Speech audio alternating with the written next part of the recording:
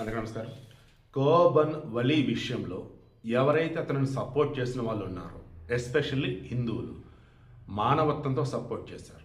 అక్కడ కల్తీ లేదని సపోర్ట్ చేశారు. అవునా? వారిని ఈరోజు నేను అడుగుతూ ఉన్నా.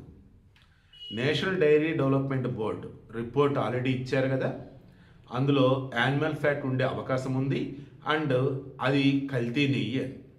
ఇప్పుడు సిబిఐకి సంబంధించి సిట్ వేసినప్పుడు వాళ్ళు ఇచ్చిన రిపోర్ట్లో క్లియర్గా అది సింథటిక్ గీ, దట్ మీన్స్ అసలు అందులో చుక్క పాలు కానీ నెయ్యి కానీ ఏమీ లేవు, అది పూర్తిగా కెమికల్ బేస్డ్ ఆయిల్ అన్నారు. ఓకే, ఇప్పుడు ఇక్కడ పరమతస్థుడైనటువంటి వలీని హిందువులలో కొంతమంది తప్పు పెడుతుంటే వాళ్ళు ఎలా తప్పు పెడతారా, అతను ఏం చేయలేదురా, కాకపోతే పాలు పంచదారతో పాటు బొంబాయి రవ్వ కలిపాడురా, దానివల్ల ఆరోగ్యం పాడు కాదురా అంటూ అతను సపోర్ట్ ఇచ్చినటువంటి అంతా నాతో సహా మీలో ఎంతమంది జగన్మోహన్ రెడ్డి పరిపాలనలో తిరుమలకు సంబంధించి సప్లై చేసినటువంటి నెయ్యి అసలు అది నెయ్యే కాదు కెమికల్ ఆయిల్ అని తెలిసిన తర్వాత మీరు జగన్ని వైసీపీని కుషించేశారు, పోస్టులు పెట్టారు, గుండెల మీద చేసుకొని ఈరోజు అంతా కూడా మాట్లాడుతున్నది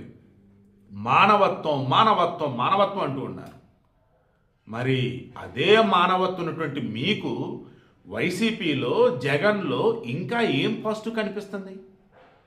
వాళ్ళు అంత ఘోరమైన కల్తీకి పాల్పడ్డారు. కోవా బన్ను నేను తినొచ్చు తినకపోవచ్చు, బట్ తిరుమల దేవస్థానానికి సంబంధించి లడ్డు అన్నప్పుడు పవిత్రమైనటువంటి ప్రసాదం అని హిందువులంతా తిన్నారు.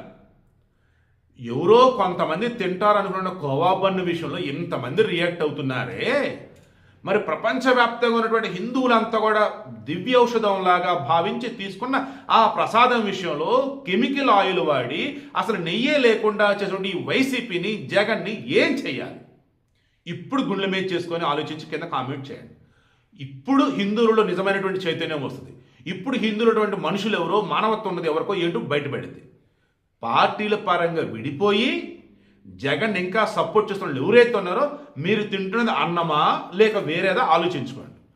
కోబన్ వలీ విషయంలో ఎస్ అంతా సపోర్ట్ చేసాం. ఎందుకు? మానవత్వంతో సపోర్ట్ చేసాం, అతను మనిషిని సపోర్ట్ చేసాం. అక్కడ అతను వచ్చేసి విషపరమైనటువంటివి విషపూరితమైనటువంటి ఏమీ వాడలేదని చెప్పి సపోర్ట్ చేసాం. బట్ ఇక్కడ విషపూరితమైనటువంటి వాడు ఉన్నాడు, భయంకరమైన కెమికల్స్ వాడు ఉన్నారు, జంతు కొవ్వు నిక్షేపాలకు సంబంధించిన ఆయిల్స్ వాడు ఉన్నారు. ఇటువంటి వైసీపీలో ఇంకొన్నటువంటి హిందువు ఎవరు? ఇటువంటి వైసీపీకి జగన్ సపోర్ట్ చేస్తున్న మనిషి ఎవరు? ఇదే నేను డే 1 నుంచి అడుగుతున్నా, ఇప్పుడు అడుగుతూ ఉన్నా. మతాలకు అతీతంగా జగన్ విషయంలో, తిరుమల లడ్డు విషయంలో ఎవరైతే స్పందిస్తారో వారే నిజమైనటువంటి మానవత్వం ఉన్నవారు. అవునా కాదు? కింద కామెంట్లో తెలియచేయండి.